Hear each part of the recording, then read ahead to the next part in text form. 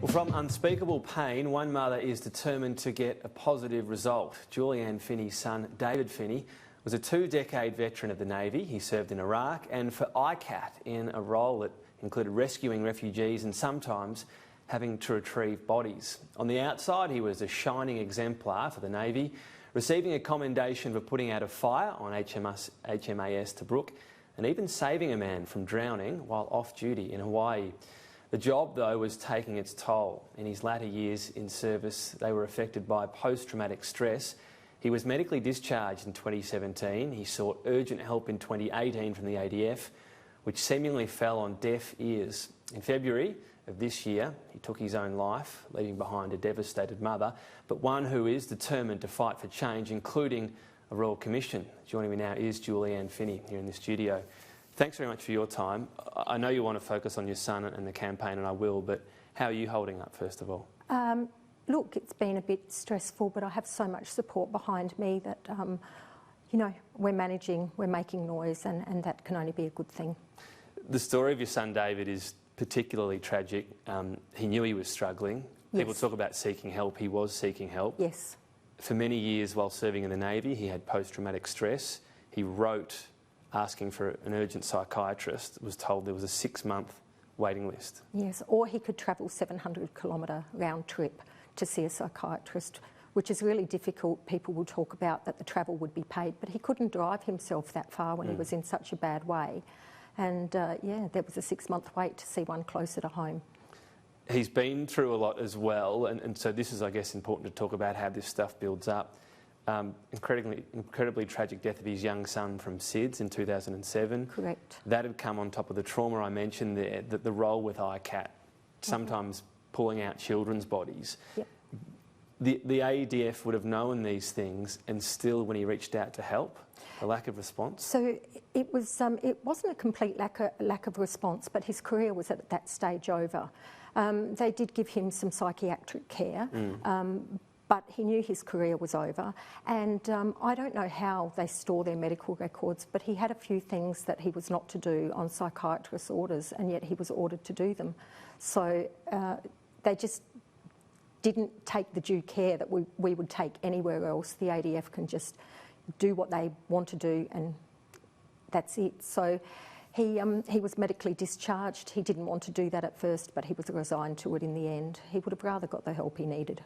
Because even this was a painful and seemingly callous treatment, a medical discharge. There was an incident with alcohol abuse after an attempt on his life in 2017. Correct. And that actually triggered this discharge process. Well, it triggered a charge that broke him completely, and what he then did was attempted to take his life.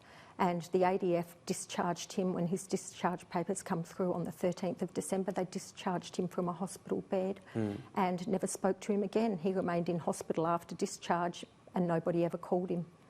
You can't imagine this in any other workplace when you're going through these issues, that you know a big part of it was clearly caused by the workplace, the callous treatment. Absolutely. I mean, you know, marriages break down and we do have issues. Everybody's got a story. But yeah, he was broken down completely by his workplace and did not get the care and support that he needed.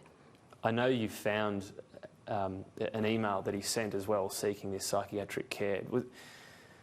Did it just compound everything, finding out the way the process worked for you? I can't tell you, David was very open about his PTS, but what we didn't know was that he couldn't get urgent help. We did not know that. And so when I saw that email and I saw the answer saying that it's 6 months, it was written on October the 25th last year, that they have a waiting list to April or May if he wants a closer psychiatrist.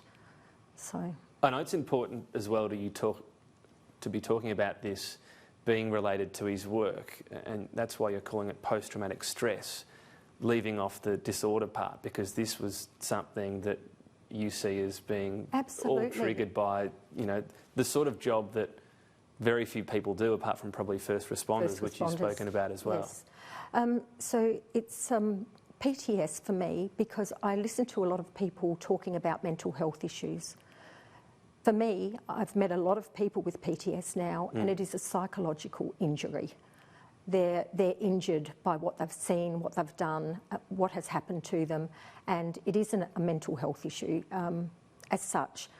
It is different, and as for first responders as well, it is different. So. In the same way someone comes back, they've got a physical injury from their service, nobody doubts that this injury, and that's where it came from, and that's the issue with PTS and being called PTSD, that it's sort of seen as, well, this might be more your issue to sort out. Yes, and there's a lot of that, and a lot of people just don't.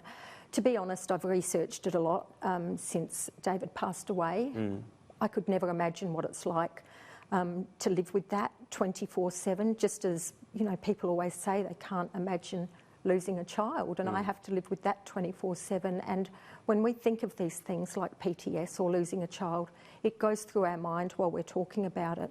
But when you're living it, it's constant, it's 24/7, and I can't imagine what these brave men and women go through, you know. And as mentioned, that, you know, the message is so often to seek help. He did so.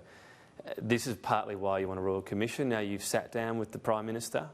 You feel like you got a pretty good hearing there? Yeah, so I sat down with 5 other amazing mums, yeah, I did feel like we got a good reception. We certainly had, he was listening. He didn't do a lot of talking, but he did say that a Royal Commission is not off the table, and he did say that money was not an issue when it came to calling a Royal Commission. There is a bit of doubt out there that the money could be better spent on veterans, but that's not what it's earmarked for. If we didn't have a Royal Commission, that's not to say we'd spend more on veterans. So it's not a zero-sum game. What do you think might be uncovered? I believe that we'll be looking at where we're breaking our men and women, our servicemen and women, right back in the ADF. I think there's a lot we don't know. How a lot of the PTS is caused, essentially, yes. Going back to that? Yes, and I've heard some stories that have just shocked me, really, as to what's happened to people.